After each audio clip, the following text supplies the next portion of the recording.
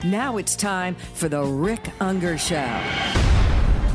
And now, here's Rick Ungar. So joining us now is our friend Bernard Whitman. Bernard is a Democratic strategist, a former Bill Clinton and Michael Bloomberg pollster, and the founder and CEO of Whitman Insight Strategies. Bernard, you'll have to forgive me. It was a long night for me like everybody else. So you are, first of all, welcome. Thank you so much for having me, Rick. I really appreciate it. You are a perfect person to have here with us today because of your history as a pollster. The question has to be asked.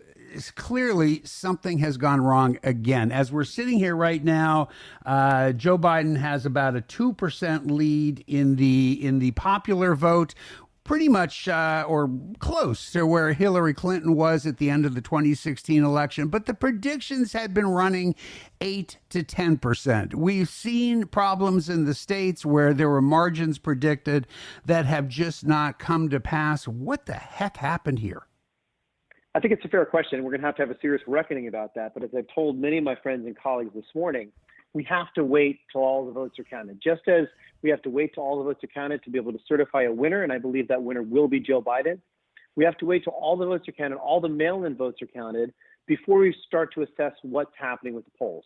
Because as we know, those people who voted early, those people who voted by mail, those people who voted absentee are much more likely. When I say much more likely, I mean 20, 30, 40, 50 points sometimes more likely to vote for Joe Biden than Donald Trump. And so we really don't know overall what the margin of error was in the polls. And I have to remind people, every time we do a poll, we say the margin of error is, and I think people dismiss that. They sort of listen and they sort of toss it out the window. And if it's margin of error plus or minus 3, that means that the actual result can vary by up to 6 points from what ultimately happens. But I think, do we need to have a reckoning? Absolutely. Do I welcome that for transparency's sake? Absolutely. But do we have to wait to understand what the vote totals are nationally and by states to really understand what, quote unquote, went wrong? Yes, we do. Well, I think that's fair. I also have to point it out, polls are not votes. And at the end of the day, what matters are votes. The reality is polls are important to people like me who are called upon to do analysis of where things are heading in an election. But at the end of the day, it's the votes. So it's not necessarily the public that is suffering if polling is not delivering in the way we would hope. It's people who let's just be honest about it, people like me who do this for a living.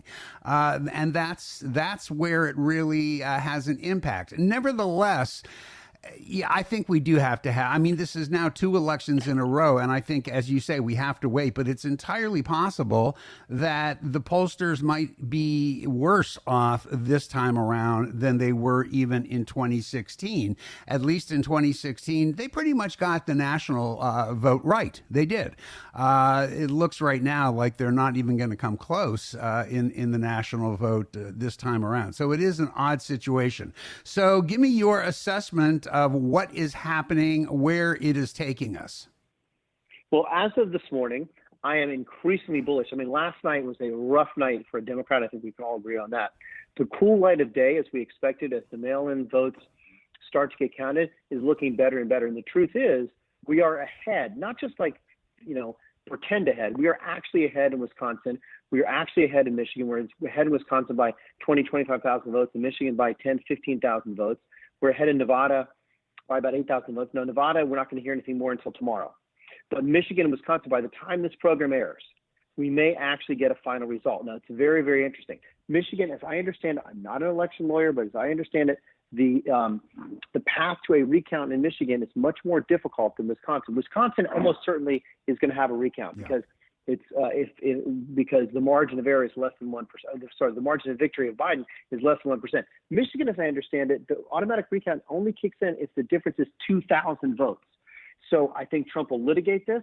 I think I'd like to stay away from Pennsylvania because Pennsylvania is going to be a mess. I think we have a shot at Pennsylvania, but it's much more difficult and I think much more legally frustrating. I think if we can get Nevada, which we will, Wisconsin, Michigan, which I believe we will, then that actually in Arizona, by the way, is in fact going to be for Biden. There's some controversy about that. That all adds up. If you're paying attention to the math, including sort of the hanging congressional districts in Nebraska, the singles in Nebraska and Maine, that adds up to, wait for it, 270 electoral votes. Yes, it does. Just enough to win. It's somewhat remarkable. I think you laid it out well. And look, with I mean, with Georgia still hanging out there, with North Carolina still hanging out there, with Arizona and Nevada still hanging out there, you certainly would rather be Joe Biden this morning, I think, than Donald Trump. You certainly have more pathways to a win. But, I keep coming back to this. I look at how close some of these races are, and I go, man, I did not see that coming in some of these states. Maybe that's my political naivete, and maybe it's just that I wanted to believe that at the end of the day, this country would be more concerned about the health of their fellow citizens than they were about what they think is best for their pocketbook. That's maybe turning out not to be true, isn't it? Well, yeah, I think that's very true. And look, 4 years ago, many of us said, you know what, the country is not as progressive as we had hoped and thought. And this, I think, reinforces that. I think it suggests that I'm sorry to say it, racism is alive and well and perhaps stronger than ever, which is really a huge disaster for the future of the country. I think we are going to hope to God age out of this, but we have to do more to confront that because that is real. That's driving a lot of the votes. I think fear is driving a lot of the votes.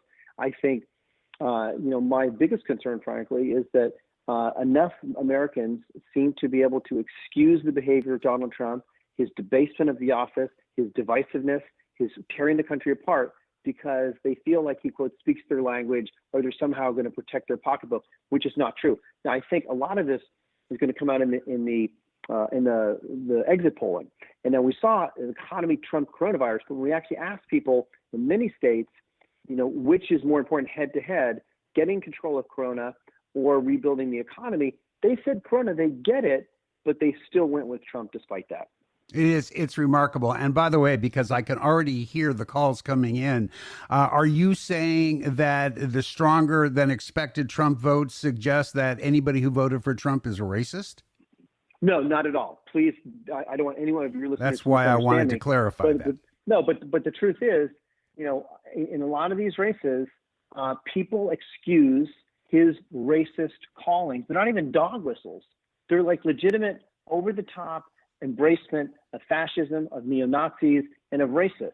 And you have to call a spade, and a lot of Americans apparently don't want to. So is passive acceptance of racism racist? Well, it is. Does it mean if you vote for Trump, you're racist? Absolutely not. But you have to question people's excusing. It's one thing to sort of excuse your uncle because he's family. You might not like it. But I mean, to excuse the president of the United States that sets the moral tone not only for the country but the world, I think is unacceptable. So, and by the way, if you're just joining the conversation, we're speaking with Bernard Whitman, Democratic strategist. Bernard, taking up on what you just said, it raises a fascinating question to me, a little bit of a scary question, but an interesting one nevertheless. Do Americans who vote for Trump understand that his ideology and his behavior could be very much out of step with American values? Do they understand it and they just want that, or do they not understand it? I think it depends. I think in many cases they excuse it. And unfortunately, this morning, I sort of came to the realization and came to the acceptance that a lot of this comes down to the following. I think it's personality over policy. I think it's messenger over message. I think it's cultural identification over compassion. I think it's charisma over competence. That is to say, people are just I hate to say it, but we like to be entertained in America. We like a showman. We like bravado. We like people being over the top. And apparently about half the country, and I'm hoping that just slightly less than half the country, particularly just slightly less than half the country in the key states, are willing to say, you know what, I might identify with Trump, but the way he conducts business and the way he has conducted, himself, let alone the fact that he destroyed the economy through mishandling of the coronavirus, which allowed, now close to 240,000 Americans to die, that's just not acceptable. I wonder, and we are just about out of time, Bernard, but I wonder if we in the media have to take some of the blame for that. I mean, it's been a generation that most of us have been pointing out that we have turned the news. We have turned politics into entertainment. Should we be all that shocked if that is the case, that this is happening? I have to say, we have to take responsibility for this. Where is the enemy? The enemy is inside the house. We have to have a reckoning also, just as, the polling community is going to have a reckoning.